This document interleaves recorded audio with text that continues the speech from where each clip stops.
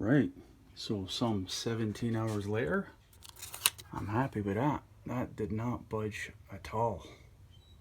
There's just maybe a pound or two of nitrogen pressure in the system. I'm going to turn on the vacuum and then actually open the manifold and draw the system under vacuum for 5 minutes, do a preliminary leak check, vacuum leak check this time, and if it holds, then I'll probably vacuum it. I've got lots of time, so I'll probably vacuum it for maybe 90 minutes.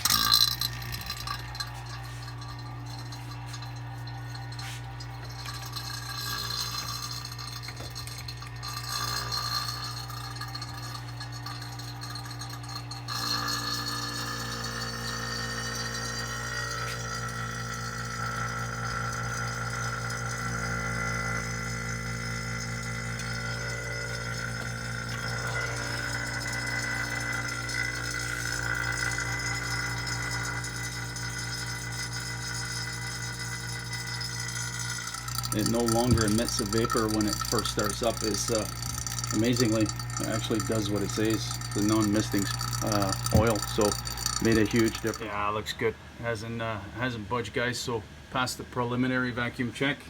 We'll let it run for, oh, I don't know, 90 minutes or so.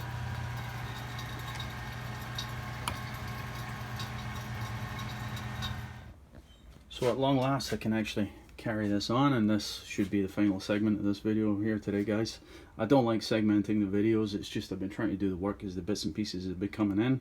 It's taken me 2 weeks to actually get this oil. I could have bought it locally quicker, I'm sure, but anyway, no sense in crying over spilt milk. It's PAG 46 that is the specified oil that's required for the I think most of the modern Suzukis, or at least this generation Suzuki, 10 years oldish. Check that for yourself. I'm no certain about that. So this has been under vacuum for like 3 days now. It has not budged. I'm quite certain this system is tight as a drum. What else? So it's 30 cc's, or just over an ounce of this oil that is required as per the manual. I showed you this in the previous segment. After you replace the condenser, the manual spells out what you actually require. It's the condenser, of course, so just over an ounce. And if you're replacing just the refrigerant and you haven't captured the removed refrigerant, which it didn't because the system was breached and it leaked, of course, you actually add an additional 30 cc's. I'm not going to do so because this substitute refrigerant that I'm using actually contains an oil as specified on the can. Right, so comes the question of how much. The decal on your vehicle, of course, will specify what you require. So there's what I need. Just over a pound, or I think the manual says 0.53 kilograms plus or minus. Once again, guys, I've showed you this in the past. This can is actually equivalent to, if I can read it, 481 grams. So it's just over a can. That's why I have a second can. I didn't do when I charged the SX4, and I suspect it's slightly undercharged. In one of the books I was reading recently, guys, our general rule of thumb, and I know everybody likes rules of thumb. Sometimes you freak out when they hear that terminology, but I have no choice. But because of my lack of experience, I have to abide by what I've read. It's an additional 2 ounces of refrigerant for the line set. And you have to assume that for each can, that 1 ounce is going to be left in the can, which makes sense, because if you think that as you're putting this into the low side of the system, obviously the pressure is going to equalize between the low side and the can. You're never going to be able to effectively empty the can. So for 2 ounces there and an additional ounce here, it's actually, I'm going to go a wee bit, about half a can on the second one, although that sounds like an overcharge. If you account for the line set and the offset there, I think that's just about right. It's going to be the best I can do anyway, because I'm not dealing with scales, of course, right? So there is a bit of a, it does boil down to guesswork, let's be honest. There is a certain degree of guesswork to try and get that measure right if you're not using scales. Can is hooked up. The needle is not depressed, so the can is not punctured yet. Of course, this line is full of air, and the manifold and the 2 lines, the low and high pressure lines, are still under vacuum, of course.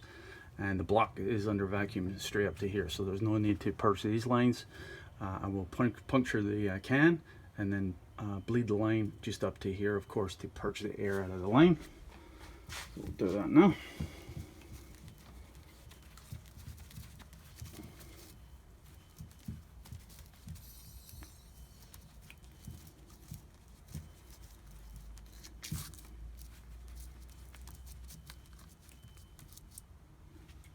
I have my specs on, of course.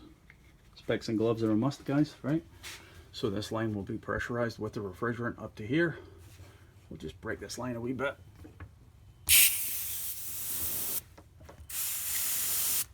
Okay, just to purge the air out. And once again, I'm going to tell you that the manual for Suzuki surprisingly tells you to initially open the high side valve with the car not running, of course. There's a warning in the manual telling you so. Open the high side valve first.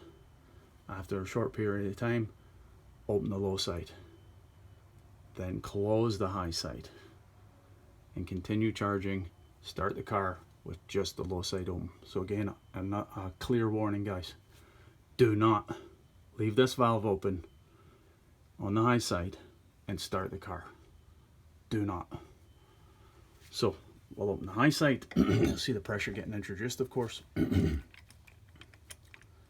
System's under vacuum. So we'll draw the refrigerant in under vacuum.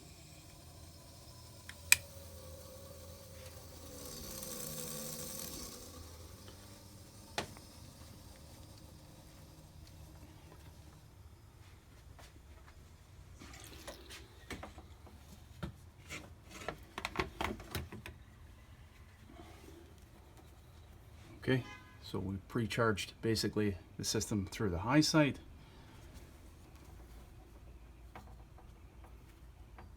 Open the low side. Of course, the system is balanced anyway. Sorry about the glare. And close the high side. And start the vehicle. And the rest of the can, and it's pretty empty now, actually, maybe 2/3 empty.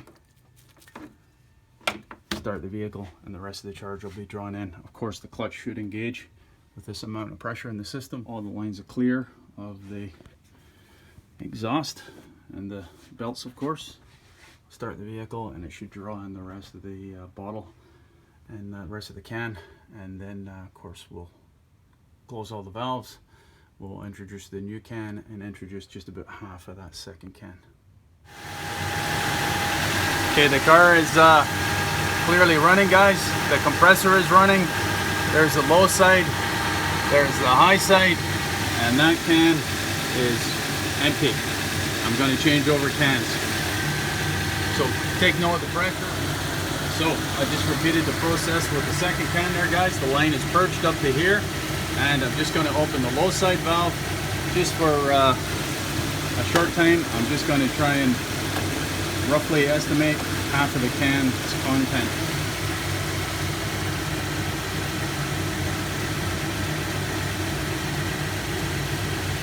I'm just going to give it a little wee nip at a time. Actually, that feels about half a can. That feels like quite a bit. So I'm going to call it a day of that. And we'll say that is roughly correct measure. So the temperature inside the garage is only 18 degrees, guys. It's not exactly hot. Right, so the charge is where I want it to be. System is running okay. I'm going to introduce some UV dye into the system. I'm going to clean the injector to a degree. I'm not too worried about it because of course it's miscible with the oil. And then I'm going to inject the 30 cc's that we require. I'm going to do so with the system running because of course the low pressure is lower when the system is under suction, right? Be prepared for a measure of mess when you're actually dealing with this because it's inherent in the process. Okay, so I got my measure of oil in there, guys, as close as I could judge. 30 milliliters, the required amount. Make sure you put the caps back on. Nothing smacks of amateurism than more than leaving the caps off the service ports, of course. yeah, that's it. So we'll spark her up, check what the duct output actually is, maybe actually check a couple of line temperatures, and I guess that'll be it. I appreciate your patience for enduring this, guys. I realize 5 parts is a lot to tolerate.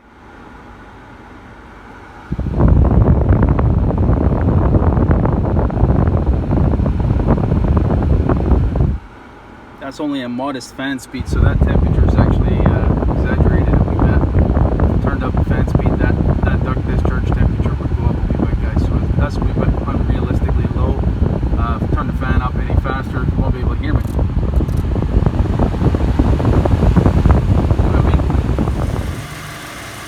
One of the very rare occasions where you're happy to see something dripping out the bottom of the car. Compressor discharge temperature.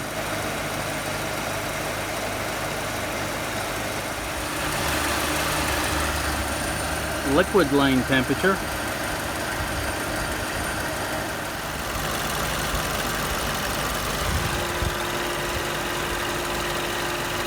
Suction line temperature.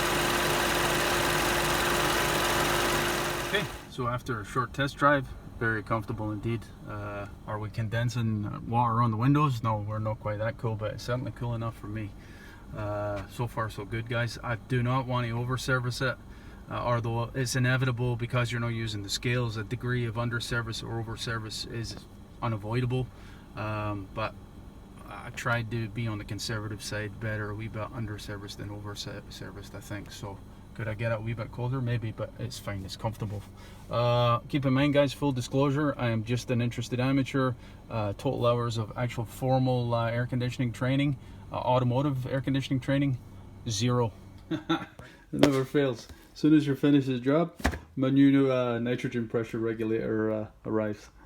You'll see this in the future, no doubt. That's it, boys. Cheers.